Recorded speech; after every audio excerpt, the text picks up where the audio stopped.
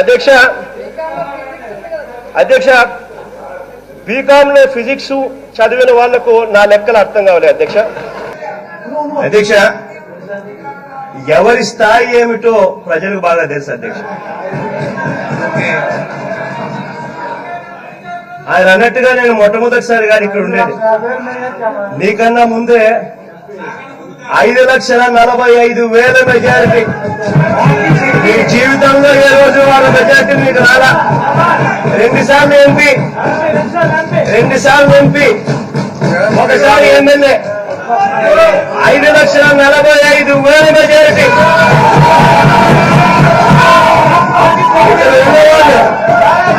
చంద్రబాబు గారు తల కింద పెట్టి కళ్ళ చాలు పెట్టినా కూడా మెజారిటీ రాదు. అది నా స్థాయి, అది మీ స్థాయి. క్విట్ ప్రోకో అర్థమైంది అదేదో నా దగ్గర నుంచి వచ్చిందని చెప్తున్నాను. ఇక్కడ ఒకటి చెప్పాలి అధ్యక్ష, నేనే అధ్యక్ష బ్లాక్ మనీ తీసుకొని సూట్ కేసుల్లో పెట్టుకొని ఆడియో టేపుల్లో వీడియో టేపుల్లో దొరికేట్టుగా ఎమ్మెల్యేలు కొనుగోలు చేసింది నేనే అధ్యక్ష. బ్లాక్ మనీ అధ్యక్ష. చంద్రబాబు నాయుడు గారు ఇంకోటి అడిగారు అధ్యక్ష, నేను ఏ స్కూల్ నుంచి వచ్చినాను అని చెప్పి చంద్రబాబు నాయుడు గారు నన్ను ప్రశ్నిస్తూ అడిగారు. నేను చెప్తా ఉన్నాను, ఆయన మాదిరి వచ్చి రాని ఇంగ్లీష్ నేర్పే స్కూల్ నుంచి కాదు మేము వచ్చింది. Hyderabad public school Begumpet. తెలుసుకోండి, ఇంకోటి కూడా తెలుసుకోండి, నేను 10th క్లాస్ లో ఫస్ట్ క్లాస్ స్టూడెంట్, ఇంటర్మీడియట్ లో ఫస్ట్ క్లాస్ స్టూడెంట్, డిగ్రీలో ఫస్ట్ క్లాస్ స్టూడెంట్. తెలుసుకోండి పోయే ఊరికే నీ మాదిరిగా పిహెచ్డి డిస్కంటిన్యూ కాదు. నేను నీ మాదిరిగా ఎంఫిల్ చదవకపోయినా కూడా ఎంఫిల్ చదివినానని చెప్పే గుణం నాకు లేదు. నీ మాదిరిగా ఎక్కడైనా నువ్వు పోయి మాట్లాడేవు అని అంటే వచ్చి రాని ఇంగ్లీషు నువ్వు మాటలు చూస్తే అసలు నీలాంటి ఇంగ్లీష్ మాట్లాడితే పక్కన కేటీఆర్ గారు అన్నారు, ఇంత దారుణమైన ఇంగ్లీష్ మాట్లాడగలిగిన వ్యక్తి ఒక చంద్రబాబు నాయుడు గారు మాత్రమే ఉంటారని చెప్పి పక్కన కేటీఆర్ గారు అన్నారు. తెలుసుకోయా నీ ఇంగ్లీష్ గురించి, బయట ప్రపంచం ఏమంటా ఉందో ఊరికే మాట్లాడమంటే మాట్లాడతారు. ఆయన చెప్పిన మాటలు ఏదైతే ఉన్నాయో నా చదువుకు సంబంధించి తాను ప్రూవ్ చేయకపోతే చంద్రబాబు నాయుడు గారు రాజీనామా చేస్తాడా? సవాల్ అధ్యక్ష, సవాల్ సవాల్ సవాల్.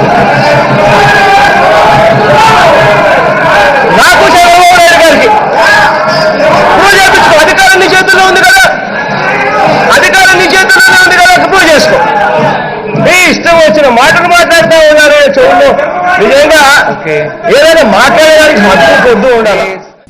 కనీసం మైక్ ఆన్ లో ఉందా లేదా అన్నా మాకు తెలిసేది. ఇప్పుడు మైక్ ఆన్ లో ఉందో లేదో కూడా తెలియడంలా, ఎప్పుడు మీరు ఆఫ్ చేస్తున్నారో కూడా తెలియడంలా. కాబట్టి దీని దిక్కు చూడాలో మీ దిక్కు చూడాలో కూడా అర్థం కావడం లేదు మాకైతే. కనీసం ఇంత ఉందో ఇలా అదే అవకాశం ఉంది. ఇప్పుడు చూస్తే అసలు అది కూడా అవకాశం లేకుండా పోయింది. జీడీపీ గ్రోత్ రేట్లలో కూడా వినేదానికి కూడా మీకు తెలియకపోతే ఇంక మీరు ఏ రకంగా చేస్తారు అధ్యక్ష పరిపాలన? జగన్మోహన్ రెడ్డి గారు అధ్యక్ష this is not at all fair. నాకు ఇచ్చిన టైం కూడా ఇంకా చాలా ఉంది అధ్యక్ష. 5 minutes వీఆర్ నాట్ ఎండింగ్ అధ్యక్ష. రేపు పొద్దున చంద్రబాబు నాయుడు గారిని కూడా ఇదే రకంగానే మాట్లాడడానికి కూడా చేస్తాం అధ్యక్ష. మేము చాలా సీరియస్ గా చెప్తా ఉన్నాం. అధ్యక్ష నాయకుడు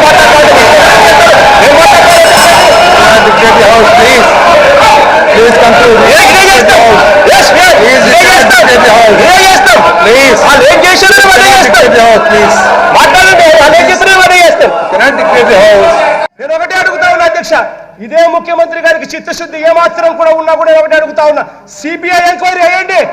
నారాయణ గారిని కూడా స్కోప్లోకి తీసుకొని రండి. నారాయణ గారిని స్కోప్లోకి తీసుకొని రండి. సాక్షికి సంబంధించిన కోఆపరేషన్ మీకు సిబిఐకి పూర్తిగా ఇస్తామని చెప్పి కూడా చెప్తా ఉన్నాం. ఛాలెంజ్ చేసుకుంటున్నాం, తీసుకోవాలండి. సిబిఐకి ఎంక్వైరీ తెలుస్తుంది. ఊరికే మాట్లాడతాం.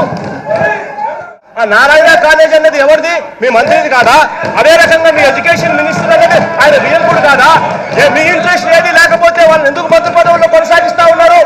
మీ ఇంట్రెస్ట్ ఉన్నాయి కాబట్టి వాళ్ళు మంత్రి పదవుల్లో కొనసాగిస్తా ఉన్నారు. మీ ఇంట్రెస్ట్ లేకపోతే ఎందుకు కొనసాగిస్తా ఉన్నారు? సూటిగా అడుగుతారు. 20 నిమిషాలు ఇస్తే సాక్ష్య ఆధారాలతో సహా మీకు ముందర పెడతా, సభకు చూపిస్తా. మీరు ఒకవేళ మైక్ ఇవ్వకపోతే మైక్ ఒకవేళ మీరు ఇవ్వకపోతే ఈ ఆధారాలు ఈ సాక్ష్యాధారాలు చూపించేదానికి మీరు ఒకవేళ మైక్ ఇవ్వకపోతే ఇవే ఆధారాలు తీసుకొని ప్రెస్కు పోయి జరుగుతా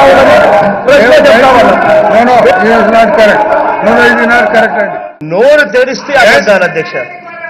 నేను ఇదే ఇవాళ అధ్యక్ష నేను అచ్చెన్నాయుడు గారి దగ్గర నుంచి చంద్రబాబు నాయుడు వరకు అందరికీ ఒక ఛాలెంజ్ చేస్తున్నా. 43,000 కోట్లని మీరు అంటున్నారు కదా, దాంట్లో 10 పైసలు భాగం మీరు ఇస్తారేమో చెప్పండి. నా ఆస్తులు ఆడ గవర్నమెంట్ సంతకాలు పెట్టారు. రెడీనా అధ్యక్ష? నాకు తెలియదు అధ్యక్ష, ఇలా చూపించిపోవాలన్న సంగతి నాకు నిజంగా తెలియదు అధ్యక్ష. మీరు కొత్త సాంప్రదాయాన్ని పెట్టేటట్టుగా అయితే చంద్రబాబు నాయుడు గారు కూడా బయటకు ఎప్పుడన్నా వెళ్ళేటప్పుడు ఇలా చూపించిపోమని చెప్పండి అధ్యక్ష. యనమల రామకృష్ణుడు గారు కూడా చాలా సందర్భాల్లో ఉండరు, ఆయన కూడా ఇలా చూపించిపోమని చెప్పి మొదలు పెట్టండి అధ్యక్ష. కొత్త సాంప్రదాయానికి నేను కూడా తెలుస్తాను. ఇప్పుడు ఇలా చూపించిపోవాలంటే అలాగే చూపించిపోదాం. ఏం మాట్లాడతారా? నిజంగా ఈ సభలో అందరికన్నా ఎక్కువ టైం కేటాయించిన వ్యక్తి ఎవరైనా ఉన్నారు అని అంటే అది నేను అని చెప్పడానికి గొప్పగా కూడా చెప్తున్నా. మా వాళ్ళు మాట్లాడేటప్పుడు స్ఫూర్తినిచ్చేదానికోసం అదే పనిగా ఇక్కడ కూర్చుంటా. మీరు నన్ను తిరుగుతూ మాట్లాడుతూ ఉన్నప్పుడు 10 ఏళ్ల కిందట చనిపోయిన 8 ఏళ్ల కిందట చనిపోయిన మా నాన్న గురించి మాట్లాడేటప్పుడు కూడా వింటూ ఉన్నా. ఇంత చేస్తా ఉన్నా, ఓపికగా చేస్తా ఉన్నా, ఏదైనా కానీ కుక్కతోక వంకర అన్నట్టుగా ఖచ్చితంగా మాట్లాడాల్సిందే అధ్యక్ష. చివరికి గుజరాత్ తీసుకుందాం అధ్యక్ష. మోడీ గారిది పాపం అహ్మదాబాద్ తో కూడిన గుజరాత్ చూసుకుందాం అధ్యక్ష. 2015-16కు సంబంధించి వాళ్ళ జిఎస్డిపి గ్రోత్ రేట్ కేవలం 7.7%. ఆహా, నిజంగా చంద్రబాబు నాయుడు గారి ఆధ్వర్యంలో మన గ్రోత్ రేట్ మాత్రం 10.99%, 11%.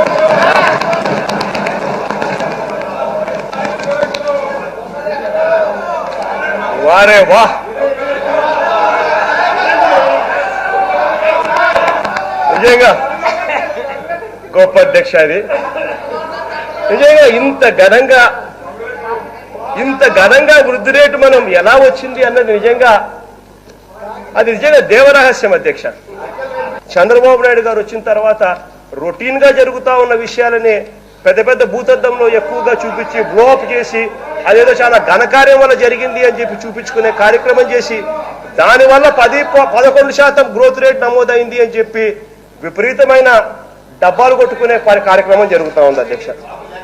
సాక్షి అనే సంస్థ ఈ రోజు ఆంధ్ర రాష్ట్రంలో ఉన్న ఈ సంస్థ దేశంలో నంబర్ 8 అనే సంస్థ. దేశంలో నంబర్ 8 ఏ సాక్షి. చెక్ చేసుకోండి, ఐఆర్ఎస్ రికార్డ్స్, ఏబిసి రికార్డ్స్. అటువంటి సంస్థ అరుణ్ జైట్లీ గారి చంద్రబాబు నాయుడు గారు ఏమంటారు అధ్యక్ష? సభకు తప్పుడు లెక్కలు మేము చెప్తున్నామని. ఆహా, నిజంగా అధ్యక్ష చంద్రబాబు నాయుడు గారు మొన్న నాకు టైం ఇవ్వలేదు అధ్యక్ష. అరుణ్ జైట్లీ గారి లెటర్ ఆయన చదివి వినిపించాడు ఇదే సభలో. కావాలంటే మీరు రికార్డ్స్ ఒక్కసారి మీరు ఆన్ చేసుకుని మీరు కూడా టీవీ చూడొచ్చు అధ్యక్ష. ఆ రికార్డ్స్ ఆన్ చేస్తూ అరుణ్ జైట్లీ గారి లెటర్ చంద్రబాబు నాయుడు గారు స్వయంగా చదువుతూ ఏమని చెప్పారో తెలుసా అధ్యక్ష? ఆయన ఇంగ్లీష్ లో చెప్పిన లెటర్ ఈయన ఇంగ్లీష్ లో చదివాడు అధ్యక్ష. ఇంగ్లీష్ లో చెప్పిన ఆ లెటర్ చదివినప్పుడు ఆయన నోట్లో నుంచి వచ్చిన మాట అధ్యక్ష అరుణ్ జైట్లీ గారు, upon states request Polavaram project మేము ఇస్తున్నాము అని చెప్పి, రాష్ట్రానికి ఇచ్చాము అని చెప్పి అరుణ్ జైట్లీ గారు అన్న లేఖను ఇంగ్లీష్ లో చంద్రబాబు నాయుడు గారు చదివి వినిపించారు.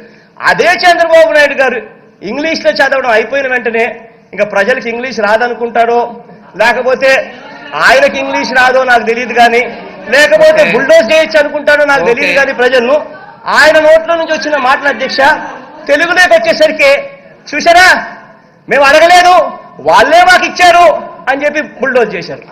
అంత గొప్పగా ఇంగ్లీష్లోనే ఆయనే చదువుతాడు, తెలుగులోకి వచ్చేసరికి రివర్స్.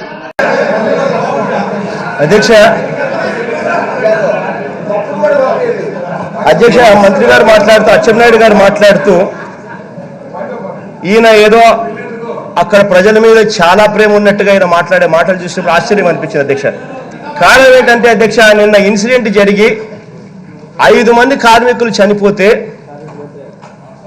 మంత్రి గారు అచ్చెన్నాయుడు గారు అదే శాఖకు మంత్రిగా ఉన్న వ్యక్తి మరి ఎందుకు మాట్లాడుతున్నారు సార్ ఈరోజు? మరి ఎందుకు మాట్లాడుతా ఉన్నా? అదే కనీసం పోయి చూడడానికి కూడా పోలా. చంద్రబాబు నాయుడు గారే మామూలుగా వెళ్ళాలి. మనుషులు 5 మంది చనిపోతే ముఖ్యమంత్రిగా ఉన్న వ్యక్తి కనీసం పోయి చూడాల్సిన ధర్మం ఉంది. అటువంటిది ముఖ్యమంత్రి గారు పోరు. పనులు దొరక భిక్షాటన. మీరంటారు అక్కడ ఎక్కువ డబ్బులు ఇస్తున్నారు కాబట్టి అక్కడికి పోతున్నారని. భిక్షాటన. కేరళ ప్రభుత్వం దీన్ని రికగ్నైజ్ చేసి 25 కేజీలు బియ్యం ఇస్తా ఉన్నారు. అంత దారుణంగా పనులు దొరక్క వలసలు పోతా ఉన్న పరిస్థితి. రాజశేఖర రెడ్డి గారి హయాంలో 97.5% లేబర్ కాంపోనెంట్.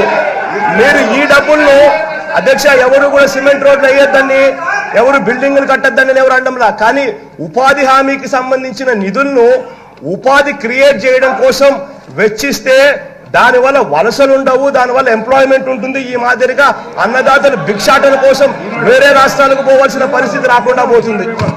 అధ్యక్ష, ఇంత దారుణంగా పరిస్థితి ఉన్నా మీరు మాత్రం ఇదే రకంగా ఇదే కరెక్ట్ అని చెప్పి మీరు అనుకుంటా ఉన్న తీరును, ఈ తీరుకు నిరసన తెలుపుతూ we're staging walkout for this question అధ్యక్ష.